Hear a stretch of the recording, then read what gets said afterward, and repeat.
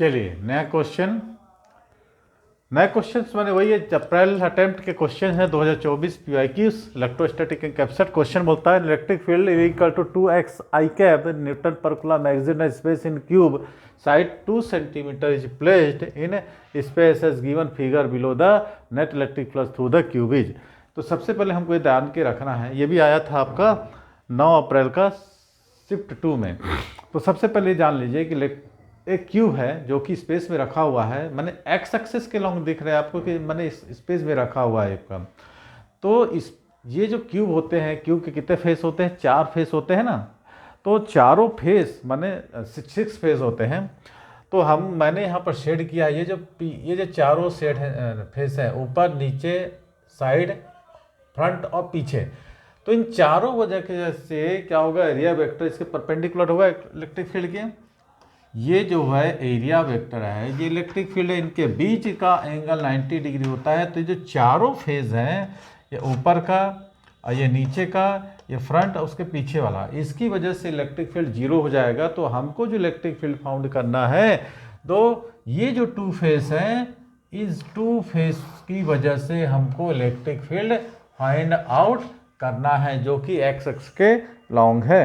ठीक है, तो चारों फेस की वजह से इलेक्ट्रिक फील्ड 0 है। ऊपर इलेक्ट्रिक फील्ड माने जो एरिया वेक्टर होता है, एरिया वेक्टर ऊपर इलेक्ट्रिक फील्ड राइट साइड होता है। एरिया वेक्टर ऊपर होता है, इलेक्ट्रिक फील्ड राइट साइड होता है, जैसे मैंने डायग्राम में बताया है। तो इनके बीच का एंगल हमको कितना डिग्री? 90 डिग्री। अर्थात दोनों है ना, तो दोनों फेस हैं के थ्रू फ्लक्स हमको पता करना है। कौन सा फ्लक्स? इन दोनों फ्लक्स के, बाकी इसके फ्लक्स का इलेक्ट्रिक फ्लक्स 0 हो जाता है। ठीक है, ये कॉन्सेप्ट वाली बात है। तो इस सब चीज़ों को आपको ध्यान में रखना है। अब आपको देखिए कि ये जो दोनों फेसेस हैं, इन दोनों फेसेस की वजह से इलेक्ट्रिक फील्ड का डायरेक्शन किधर होगा? डायग्राम ध्यान दो। तो यहाँ तक तो मेरी बात आप लोगों को समझ में आ गई होगी कि एरिया वेक्टर और इलेक्ट्रिक फील्ड के बीच का एंगल कितना है? 90 डिग्री। तो they are cancel to each other. अब हमको जो इलेक्ट्रिक फील्ड फाइंड आउट करनी है, वो किसकी वजह से फाइंड आउट करनी है, आप लोगों को ध्यान में आ गया होगा। तो चलिए अब निकालते हम। सबसे पहले देखिए एरिया वेक्टर, दोनों के थ्रू एरिया वेक्टर। अच्छा, एक तरफ, अच्छा इलेक्ट्रिक फील्ड तो दोनों सेम साइड होगा, लेकिन एरिया वेक्टर एक इधर होगा, एक एरिया वेक्टर इधर होगा। दोनों की वैल्यू कितने होगी? 4 मीटर स्क्वायर। एक एरिया वेक्टर इधर होगा, इसकी वैल्यू होगी 4 मीटर स्क्वायर। तो इसके इलेक्ट्रिक फील्ड हम निकालेंगे। अच्छा, इसके यहाँ पर इलेक्ट्रिक फील्ड की वैल्यू कितने होगी? अब देखिए यहाँ से यहाँ कितना है? 2 है, यहाँ से 2 है। तो टोटल डिस्टेंस कितना हो जाएगा? 4। तो हमको x इक्वल टू निकल गया 4। अब हम यहाँ पर रख देंगे तो कितना आ जाएगा? 2 × 4 है ना। तो कितना हो जाएगा? 8 Newton per coulomb equal to F/Q होता है ना। तो यहाँ पर हमको इलेक्ट्रिक फील्ड निकल गया कितना? 8 न्यूटन पर कूलम। अच्छा, यहाँ पर एरिया वेक्टर कितना है? इधर है। अब इस डायरेक्शन में ना, एक आपको ये है, ये साइड है, और एक आपको ये साइड है। तो इसका एरिया वेक्टर भी कितना हो जाएगा? 2 है। तो 4 मीटर स्क्वायर हो जाएगा। अच्छा, इलेक्ट्रिक फील्ड कितना हो जाएगा? यहाँ से यहाँ तक, सॉरी यहाँ से यहाँ तक का डिस्टेंस कितना है आपका? 2 है। तो इलेक्ट्रिक फील्ड आपको इसी डायरेक्शन में होगा, इसके लिए इधर डायरेक्शन होगा, उसका भी इसी डायरेक्शन होगा। तो E इक्वल टू कितना हो जाएगा? 2 × 2 4 न्यूटन पर कूलम। दोनों का हमको एरिया वेक्टर और क्या निकल गया?